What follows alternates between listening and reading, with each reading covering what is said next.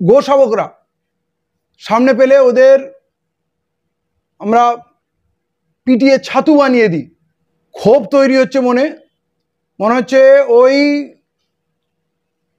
গো শাবকরা সামনে পেলে ওদের আমরা পিটিয়ে ছাতু বানিয়ে দিই। কিন্তু মুশকিল হলো, এর আগে আখলাকের যে ঘটনা ঘটেছিল সন্দেহ করে যে ওর বাড়িতে মাংস আছে, এবারেও দেখা গেল হরিয়ানার মুখ্যমন্ত্রী বলছে ওর বাড়ির ওই মাংস নিয়ে ফরেন্সিক ল্যাব টেস্ট করতে হবে, ওটা কিসের মাংস ছিল। তো কথা হলো, যদি ওটা গরুর মাংস থাকে তাহলে কি বজরং দলের লোকদের এইটা আইনি অধিকার হয়ে গেল, তাকে পিটিয়ে মেরে ফেলতে হবে? দেশে আইন আদালত বলে কিছু আছে কি না? এরা বাংলাদেশে কিছু হলে, পাকিস্তানে কিছু হলে পাগল হয়ে যায় সংখ্যালঘু বলে। তাহলে এই ভারতবর্ষে যারা সংখ্যালঘু আছে তারা কি মানুষ না? এরা এনআরসি আইন করে দিল যে বাংলাদেশ, পাকিস্তান, আফগানিস্তানে অত্যাচার হয়েছে, হিন্দুদের থাকার আর ভারত পৃথিবীতে কোনো জায়গা নেই, অতএব এখানে একটা বিশেষ আইন করা হোক। অথচ সেই জায়গায় যদি কোনো ঘটনা ঘটে সেখানে বিচার হয়, শাস্তি হয়, ইভেন পাকিস্তানেও হয়। কিন্তু ভারতবর্ষে যারা ধর্ষণ করে, যারা হত্যা করে, তারা পুরস্কৃত হয়, তাদের মাল্যদান করা হয়। মানে আমরা কি করে মুখ দেখাবো?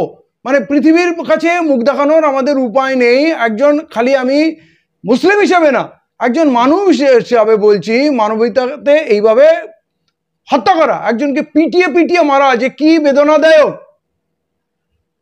কিন্তু কারো কোনো ভূক্ষেপ নেই, না হরিয়ানা গভর্নমেন্টের আছে, না আমাদের পশ্চিমবঙ্গ গভর্নমেন্টের কোনো বিবৃতি আছে, না এটা নিয়ে কারো কোনো আন্দোলন আছে, না কোনো ক্ষোভ প্রকাশ আছে, না কোনো পথ অবরোধ আছে, না কেউ সিবিআই চাচ্ছে, না কেউ বিচার চাচ্ছে, না অপরাধীর শাস্তি চাচ্ছে। এবং আমি পরবর্তী একটা ভিডিওতে খবর দেখলাম, মানে রেলওয়েতে একজন যে বয়স্ক মানুষকে, তাকে উত্ত্যক্ত করা হয়েছে এবং তিনি নাকি মাংস নিয়ে যাচ্ছেন। আরে মাংস যদি কারো প্যাকেটে থাকে অসুবিধা কোথায়? তিনি বলছেন এটা মহিষের মাংস, সেখানে মহিষ ব্যান নয়, কিন্তু তাকে ওইভাবে পিটলো, টেনে হিচড়ে গিয়ে বলছে ইসকো ট্রেন সে গিরা দো, ইসকো কাট ডালো, ইসকো মার ডালো। তো কিছু সহৃদয় মানুষ সেখানে অনুনয় বিনয় করে, মানে তাদের সামনে তো লোক দাঁড়াতে পারবে না, কিন্তু ওই ছেলেগুলিকে যখন পুলিশ গ্রেপ্তার করছে তখন পিঠে হাত দিয়ে নিয়ে যাচ্ছে, না তাদের কোমরে দড়ি, না তাদের হ্যান্ডকাপ দেওয়া হয়েছে, মনে হচ্ছে জামাই খাতির করে নিয়ে যাচ্ছে। এদের কি হবে? এদের কি কোনো বিচার হবে, শাস্তি হবে? এবং খুব লজ্জা লাগছে, ভারতবর্ষের কোথাও কোনাও থেকে দু একজন ব্যক্তি ছাড়া কেউ এর প্রতিবাদ করছে না, কেউ এর পথে নামছে না, কেউ এর বিচার চাচ্ছে না, কেউ এর ক্ষতিপূরণ দাবি করছে না, কেউ অপরাধীর শাস্তি দাবি করছে না।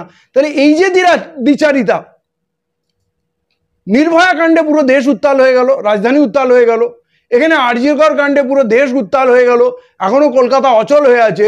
তাই এই বৈষম্য কেন?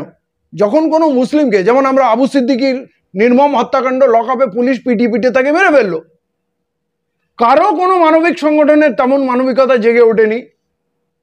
আনিস খানকে বাড়ির মধ্যে ঢুকে পুলিশ মারলো, দুবার পোস্টমর্টম হলো, আবু সিদ্দিকেরও দুবার পোস্টমর্টম হলো, আনিস খানেরও দুবার পোস্টমর্টম হলো, কিন্তু এখানকার সিবিআই, ইডি, সিআইডি, পশ্চিমবঙ্গ সরকার, কেন্দ্রীয় সরকার কেউ কোনো দিশা দেখাতে পারে না।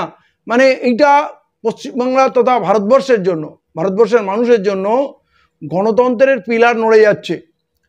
ধারাবাহিকভাবে যদি লাগাতার একটি বিশেষ কমিউনিটি যদি এটা মনে করে যে আমরা এখানে বিচার পাবো না, আমরা পুলিশের কাছে পাবো না, আমরা মানুষের কাছে পাবো না, আমরা আদালতে পাবো না, আমরা সুপ্রিম কোর্টে গিয়ে পাবো না, এটা কিন্তু ভারতের গণতন্ত্রের জন্য আগামী দিনটা খুব ভয়ঙ্কর আসছে, ভবিষ্যৎ খুব খারাপ। এই ক্ষোভ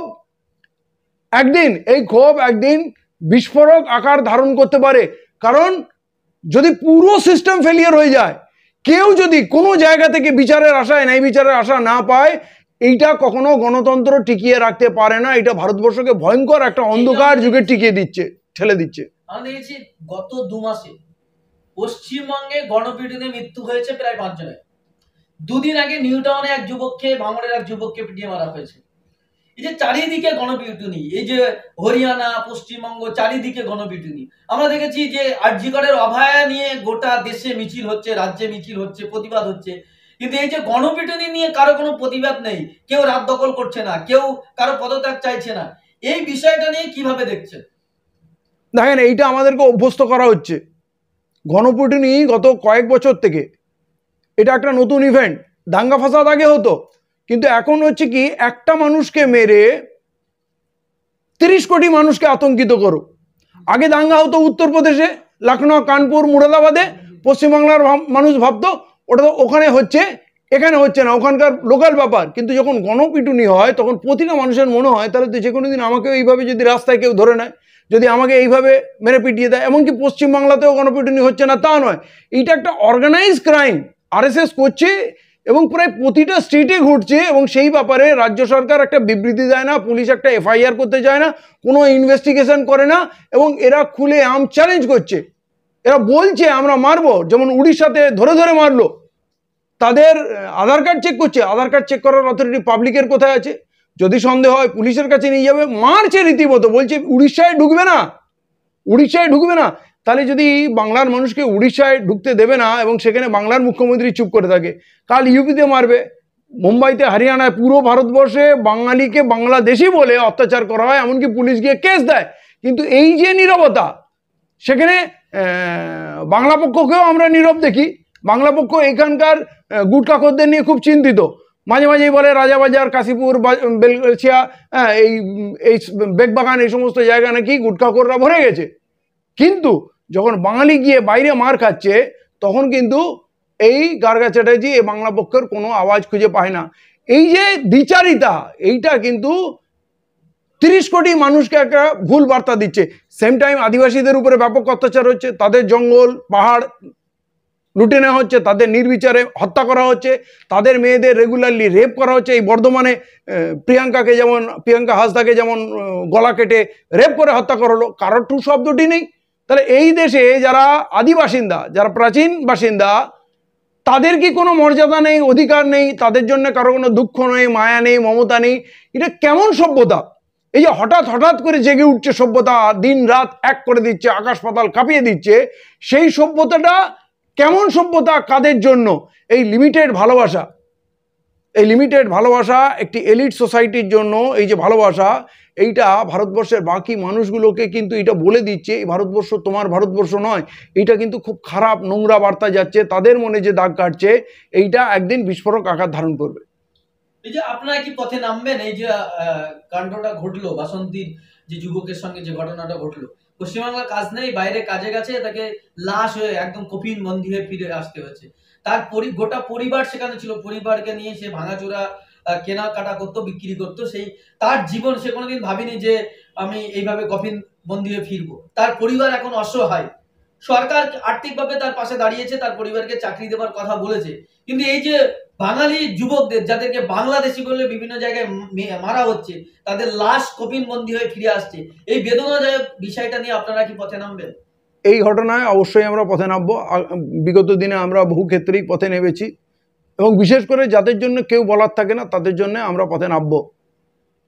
এখানে একটা প্রশ্ন হচ্ছে, কাউকে চাকরি দিয়ে ক্ষতিপূরণ দেওয়াটা এইটা কোনো সমস্যার সমাধান নয়।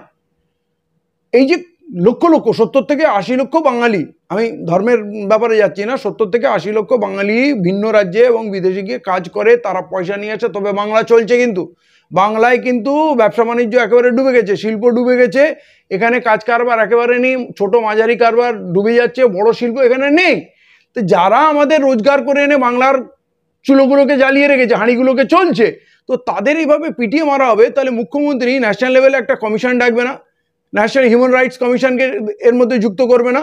সেন্ট্রাল গভর্নমেন্টকে যুক্ত করবে না যে আমার রাজ্যের লোক অন্য রাজ্যে যাবে, আমার রাজ্যে আমরা অন্য রাজ্যের মানুষ আসে কাউকে পিটিয়ে মারি না? এখানে কেউ বলবে না বিহারিদের পিটিয়ে মারা হয়, উত্তরপ্রদেশ মানুষকে পিটিয়ে মারা হয়, উড়িষ্যার মানুষকে পিটিয়ে মারা হয়, গুজরাটের মানুষ, কাশ্মীরের মানুষ, সবাই আসে দিদার, এখানে ব্যবসা করে, থাকে, ঘুরে ফেরে, সবকিছু করে।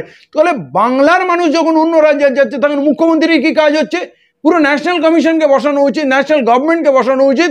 এর জন্য স্টেপ ন্যাশনাল লেভেলে করা উচিত, যে আপনাকে এনশিওর করতে হবে যে একজন বাঙালিকেও ভারতবর্ষের কোনো কোনায় থাকুক, তার সিকিউরিটি সেই স্টেটকে দিতে হবে এবং রাষ্ট্রকে দায়িত্ব নিতে হবে। এইটা নিয়ে কোনো সিরিয়াস পদক্ষেপ আমরা কিছু দেখছি না। এইটা খুব হতাশাব্যঞ্জক। সবাই দেখি বাঙালির জন্য কুমিরাশ্রু বিসর্জন করে, সব খুব মায়া মমতা, বাঙালি জাতীয়তাবাদ, বাঙালি। কিন্তু রবীন্দ্রনাথ নজরুল নিয়ে খুব আওড়ানো হয়, কিন্তু সেই বাঙালির প্রাণ যখন যায় তখন কিন্তু এরা নীরব থাকে, তারা তখন কোনো কথা বলে না, এবং বিশেষ করে তারা রং দেখে কথা বলে। এটা খুব মারাত্মক জিনিস।